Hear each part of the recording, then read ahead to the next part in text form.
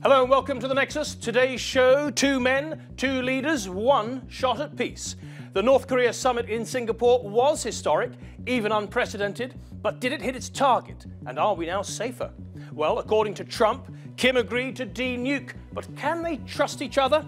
And is de-nuke even a word? And meanwhile, everyone's saying it's a win for Kim, but what's in it for him? A trip to the White House? Maybe.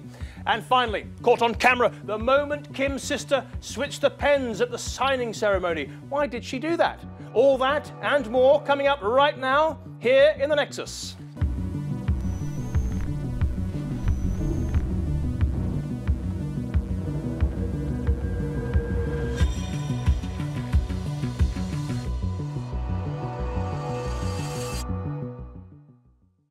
Hello, I'm Matthew Moore, and today in the Nexus, the North Korea summit, or as we're calling it, the Singapore fling.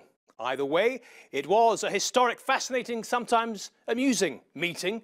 But what's next? Well, we'll find out with our special panel. In South Korea's capital, we have Reuters chief correspondent Josh Smith.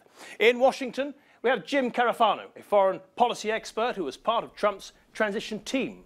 And in Singapore, where the summit was held, of course, our very own reporter, Jon Brain. So now we're all gathered. Let's watch our first report on the summit, what Trump is calling their one shot at peace. I think I'm very well prepared. I don't think I have to prepare very much. I think I've been preparing for the summit for a long time.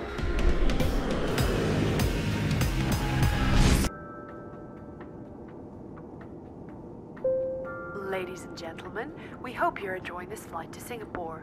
We just want to let you know that the latest news updates are available via our in-flight entertainment system.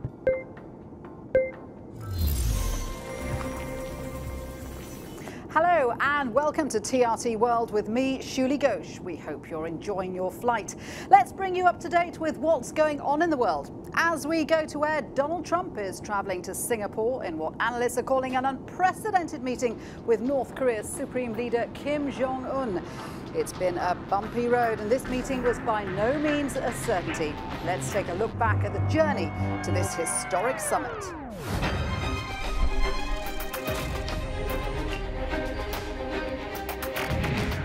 The president has accepted an invitation to meet with the North Korean leader Kim Jong-un. I think they want to make peace. I think it's time. Kim Jong-un says he will suspend nuclear and long-range missile tests and shut down a nuclear test site. It'd be very easy for me to make a simple deal and claim victory. I don't want to do that. I want them to get rid of their nukes. And just moments ago, President Trump announced that he will meet with Kim Jong-un in Singapore on June 12th. Is it a requirement that Kim Jong-un agree to give away those weapons before you give any kind of concession? I think that's right. I think we're looking at the Libya model of 2003, 2004. Bolton bringing up Libya is literally the worst thing he could have said in this situation. The North Koreans called his vice president a political dummy. They talked about their feelings of repugnance for John Bolton, Mr. Trump's national security advisor. Based on the recent statement of North Korea, I've decided to terminate the planned summit in Singapore on June 12th.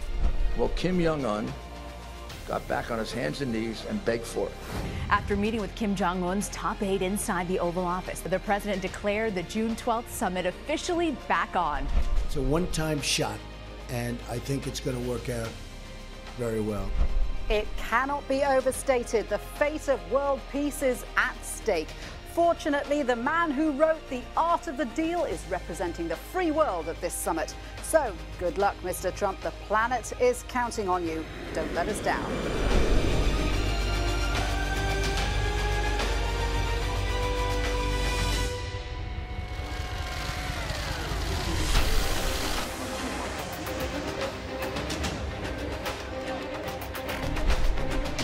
President Trump and North Korean dictator Kim Jong-un finished an unprecedented meeting in Singapore with a deal to start denuclearizing the Korean peninsula. It's beyond all expectations, and it really is history in the making. The past does not have to define the future. Yesterday's conflict does not have to be tomorrow's war. Wow. That was a good film, wasn't it? Except it's not a film, it's real life. And Jon Brain was in Singapore for us. Jon, you've been in journalism for a couple of decades now, but this is surely the story of your career. Well, it's certainly probably the more surreal one of my career, Matt. Like most of the 3,500 or so journalists here, I've been left with this question mark of whether I've just witnessed some pivotal moment in history where the world is heading towards a more peaceful era, or some crazy sitcom. There have been two lookalikes of Donald Trump and Kim who've caused great amusement the past week. But the real versions have been such caricatures, it's hard to tell the two. Certainly a very bizarre experience. Well, John, thanks for sort of summing up the atmosphere for us. But what about the substantive detail? Let's go to the agreement that was signed by both the presidents. And there we have it right there. If we can just draw out the main point there. Point number 3, the DPRK commits to work toward complete denuclearization of the Korean Peninsula. But when, you may be asking, well, here's President Trump. They're going to do it. They're going to start immediately. They've really already started. They blew up a site which was the real deal site. That was their big site. They've blown it up. They're getting rid of things that haven't been mentioned in the document. They're getting rid of certain missile areas, and they're not going to be sending missiles up. They're not doing research. And they're going to announce that and confirm it as well, these additional steps? You say it? The North Koreans are going to announce these additional steps as well? Yeah, they're going to be announcing them very shortly. They might have announced them already, but this came down after we signed. We agreed to that also. Let's go to the South Korean capital now. Josh Smith, would you say that the South Koreans are now reassured by what's happened in Singapore? Yes, I think they've been watching this perhaps closer than anybody, and they've definitely been reassured by this turn to negotiations, especially after last year's threats and even fears of war. So while a lot of details remain to be worked out, I think they're definitely reassured, again, by talks that are ongoing. Thank you. Jim Carafano, let me ask you a question. Do you think the North Koreans can be trusted? No. Why is Trump willing to trust Kim Jong-un, but not the Iranian regime? Tell me that. Yeah, well, because he isn't. I mean, if there's the showman Trump and what he says, and there's what the U.S. government actually does. You look at the underlying U.S. policy, what's underneath the tip of the iceberg, you've got a strategy in place that protects our vital interests. You've got a requirement for actual denuclearization and a commitment to actually put it in a signed treaty where everything's spelled out. So there's no trust there. And verification where? We didn't hear much about that. Well, that's because that has to be in the treaty, right? I mean, I think that's the most vacuous of all the silly criticisms. That's like saying, this person wait a minute. Jim Carafano, let me ask you something. Okay, whoa. You know, we got to kind of actually see what's in the paper. Has Trump done things his own way? He's put the great big summit first and then said to the bureaucrats and the civil servants, you work out the details. The most important thing here is intention. Well, no, because the underlying strategy protects our interests, whether the North Koreans are make a deal or not. If they don't make a deal, our interests are still protected. We have missile defense, nuclear deterrent, we have a conventional alliance in place, and we have the heavy sanctioning. That all protects him from directly threatening us, and it's a great prevention against a war in Northeast Asia. So the actual product of the summit was an utter nothing burger. If you look at that letter, everything in there the North Koreans have agreed to before. The letter was not meant to say we've made huge progress here. The letter was just signed. They went and they cherry-picked stuff they said in the past. They said, because we want to demonstrate that we're moving forward, so we need something to sign. So they just grabbed something everybody there were some sign. substantive But look, things. Other than this is like... Go ahead, Jim. No, I mean, look, this is like, would you say, what's the result of the summit? This is like saying, give me a movie review, and we haven't seen the movie yet. Not quite, Jim. No, not quite. No, there have been some substantive announcements. Yes, For example, Trump said, we're going to stop those war games. Let's have a listen, then we'll come back to Jim. I wanted to stop the war games. I thought they were very provocative, but I also think they're very expensive. We're running the country properly. I think they're very, very expensive to do it. We have to fly planes in from Guam, that's 6.5 hours away, big bombers and everything else. I said, who's paying for this? Now, Jim, I need to ask you. People criticize the president and say that he gave away too much. What do you think? The next joint exercise is scheduled for a year from now, right? So we've got a year. And the president even said this, if Kim doesn't follow through in these things, we'll just go back to doing them. So there's a year before we'd even do a joint exercise again. Okay, fair enough. Josh, I need to ask you something in South Korea.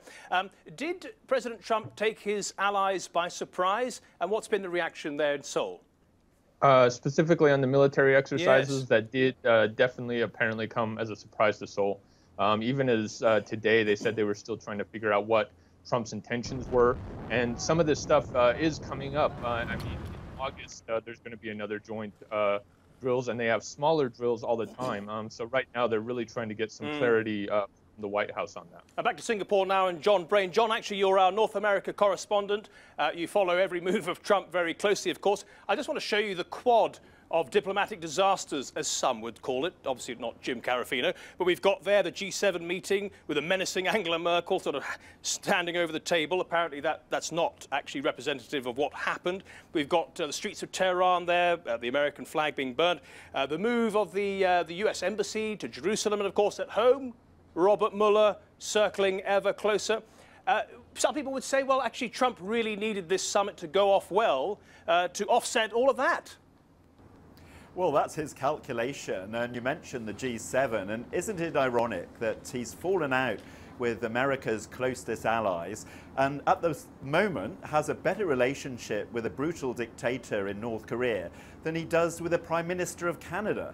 So yes, he needs this, and he's obviously very sensitive to the criticism that he's given this stage to Kim Jong-un without Kim Jong-un having to make any concessions. So it's not surprising that he's really bigging up the achievement that he believes he's made. I've got to give Jim Carafano a quick comeback on that, because you're putting some extraordinary faces there. Go ahead, Jim.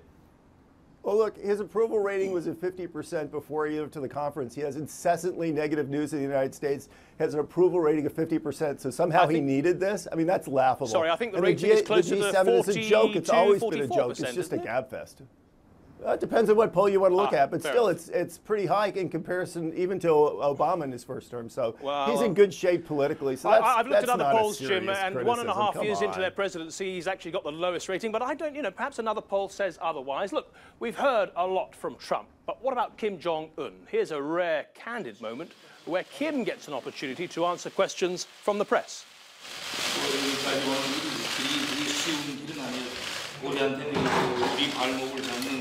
그 과거가 있고 또 그릇된 분쟁과 관행들이 우리 때로는 우리 눈과 귀를 가리우기도 했는데 우린 모든 것을 이겨내고 이 자리까지 왔습니다. Well, it wasn't easy, but he and President Donald Trump made it happen. But why make the effort? Well, maybe the 34-year-old Kim, one of the youngest leaders in the world, really does want change. The Kims are revered at home. It's not clear how much of this is genuine and how much of it is forced, but still, an entire army ready to march in sync at their command and show off disconcertingly large missiles to their dear leader. All of the media is tightly controlled, and so of course the main newspaper and state TV channel describe the summit as a great success for their supreme leader. And when one of them dies, well, it's a national catastrophe. Tears flow. That's at home. But abroad, they're outcasts with very few friends, except perhaps their neighbours China and Madagascar. Well, their relationship going back to when they were Marxist, the height of the Cold War, when the North built their waterways and presidential palace for free.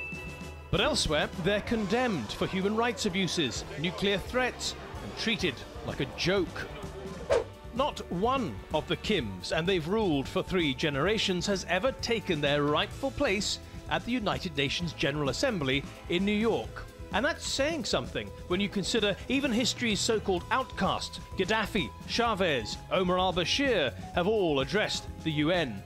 So while Trump was threatening to annihilate North Korea, Rocket Man is on a suicide mission for himself and for his regime.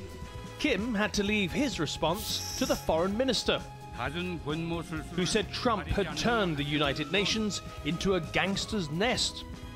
As for trips abroad, the best Kim Jong-un's enjoyed is a train trip to China, or perhaps this walk across the border to South Korea, along with a security guard or 2.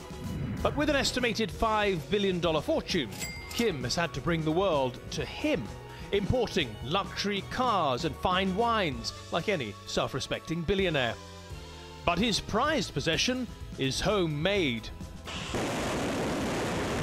It's amazing what a nuclear bomb can do for you. The Kim dynasty, after years of planning, has managed to bring the world's most powerful man to the negotiating table. The signs are, at least on the surface, that the two can work together. Perhaps now, after the big meeting with Trump, Kim can finally step out onto the world stage. If they continue this path to peace, maybe it will lead to the White House one day, perhaps a speech at the United Nations, and a guest appearance at the World Cup. Maybe even a meeting with the Queen. Too far? Too soon? Probably. But surely, watching a basketball game with his real-life pal, Dennis Rodman, is now a mighty step closer. Well, maybe. Let's go back to South Korea and Josh. Josh, we're told time and time again that the North Koreans need their nuclear weapons to ensure the survival of their regime. So why give them up?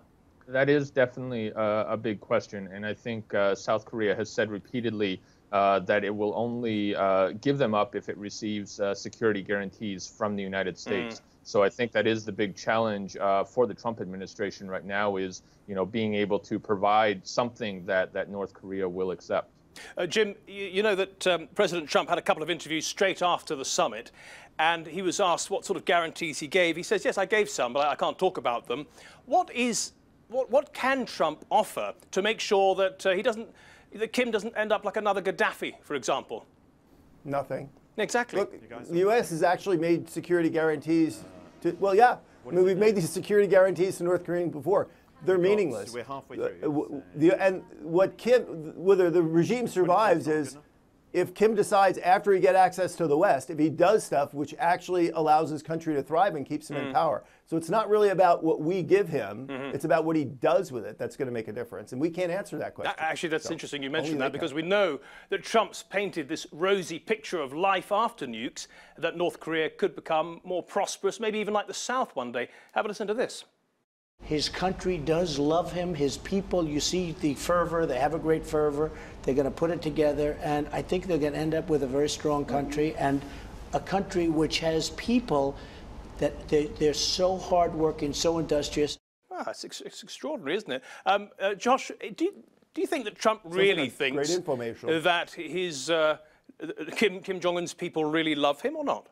I'm not sure. Just a few months ago, Trump at the State of the Union was highlighting some of the human rights abuses and everything that were going on in North Korea. So some of this most recent rhetoric most likely is more of a political calculation. But you're speaking to defectors over there. What do they tell you? I mean, they understand, right, that everything is orchestrated in that nation?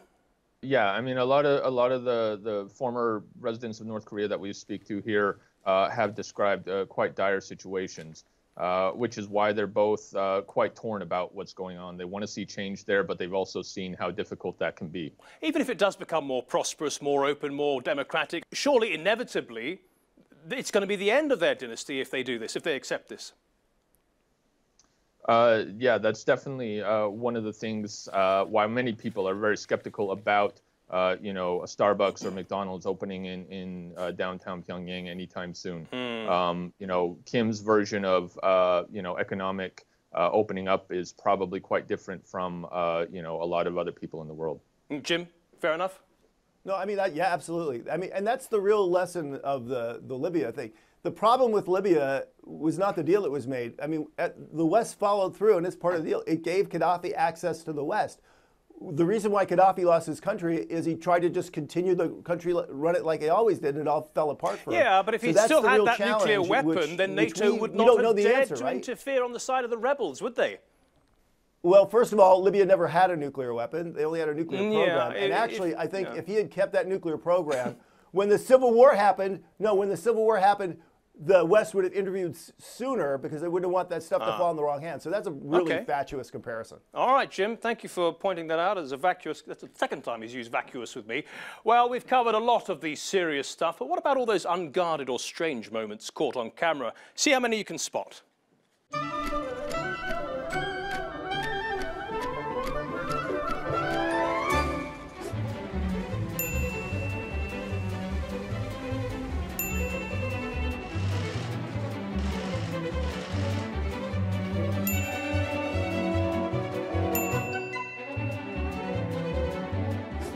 Picture everybody so we look nice and handsome and big.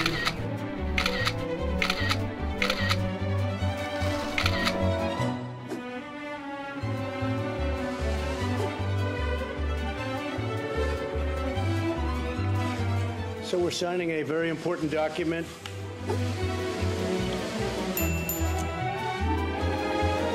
Okay. They have great beaches. You see that whenever they're exploding their cannons into the ocean, right? So I said, boy, look at that bridge. Wouldn't that make a great condo behind? And I explained, I said, you know, instead of doing that, you could have the best hotels in the world right there.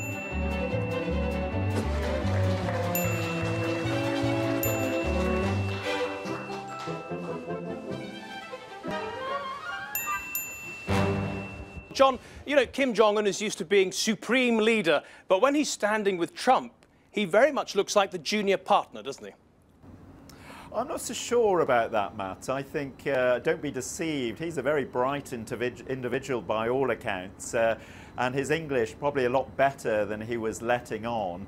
But Trump, certainly from that crazy video excerpt you just showed, thinks a bit of materialism, American materialism might induce him, perhaps if a nice condo and a McDonald's down the corner for him to go to. I'm not so sure he's the junior partner at all in all this. I think he's come out as Kim the winner in this, if there is a winner. Well, no, I mean, from what we could see, you know, Donald was doing all the directing, all the talking. I tell you what he also did, John, he brought with him some propaganda video which would easily compete with the North Koreans. Let's have a little watch of that. He actually made Kim watch this. Have a listen. Destiny Pictures presents a story of opportunity, a new story, a new beginning, one of peace, two men, two leaders, one destiny. A story about a special moment in time when a man is presented with one chance that may never be repeated. What will he choose? To show vision and leadership? Or not? John, you probably watched some of that. You probably were forced to. It's extraordinary, isn't it? It's beyond parody, to be honest. I mean, if someone had made that as a spoof of the summit, you'd say, oh, that's pretty good. But the fact this is a real pitch towards Kim Jong-un seems unbelievable. But he does love his Western movies, so maybe using that format was effective. I'm sorry to interrupt you, John. My producer telling me we have a surprise guest from Singapore. Apparently, well, let's have a look. Oh, my goodness. Chairman Kim. Chairman Kim, thank you so much for joining us here on the Nexus. I'll see you all. Yes, very nice to see you as well. Let me start straight away. How did you find the summit with President Trump? Well, I found that Mr. Trump is every bit as of an idiot as I have always thought. You know, I did wait a minute. That fact check. There's something wrong here, Kim. You're speaking with a strange accent. Are you sure you're the real Kim? Of course not. I'm the impersonator, Howard Hicks. Ah, so you've been out there. Jon Brain mentioned you. You've been out there with your Donald Trump lookalike, and you've been having a little fun and making a little money, I hear. Not just a little bit of money, a lot of money. And I'm really loving this summit because not only has it made me money, it's brought me a lot of fame as well. Yeah, you expect to get a lot of work now. We've got some pictures of you here roaming around in your special bad guy suit, pointing to all the... Oh, yeah, nice. And you have Donald Trump with you, and together you make a great team. Yes, I mean, the world is going to hell. But you know what? Me and Dennis Allen are making money. So what's your next gig, then? Are you going to try to get into Pyongyang? No, that's the place I will never go because they know about me, and I will never come back. Well, have they been in touch with you then? They don't like your act, maybe? Well, actually, I had North Korean agents physically assault me at the Olympics when I was there. But, you know, I'm not playing this for the North Koreans. I'm doing this for the rest of the world. It is a crazy situation here. You have two of the biggest meeting up in Singapore, and really nothing was signed. But I think these two people really like each other. So I think we might have averted a World War III. Well, thanks for all the colourful language on a news channel. And Kim Jong-un's lookalike, thank you so much. Let's bring back our... Howard Hicks. Whatever. Let's bring back Jon Brain. John, you said you saw him walking around. He had quite a few crowds around him, huh? He did, and what he didn't mention to you there was he was actually detained at Singapore airport when he arrived this time. Such were the sensitivities of the whole thing. And we nearly met the real man himself. It's getting a bit dark now, but I don't know if you can see that extraordinary building behind that looks with a ship on top of it. We were down on ground level filming the night before the summit, talking about how Kim the recluse was probably holed up with his advisors preparing for the next morning, only for us to wake up the next day to see he'd taken a load of selfies just a few yards from where we were, having been shown around by the Singapore foreign minister. So we were very close to meeting the real thing. It's also serious and it's also satirical as well. Jon Brain in Singapore, thank you very much. And Jim Carafano, thank you also, grazie, and also to you, Josh Smith in Seoul, thank you very much. And, well, thank you for watching. Even though the World Cup started today, you stayed loyal to us here at the Nexus. And as a reward, next week we're going to be looking at FIFA. See you then. Thank you.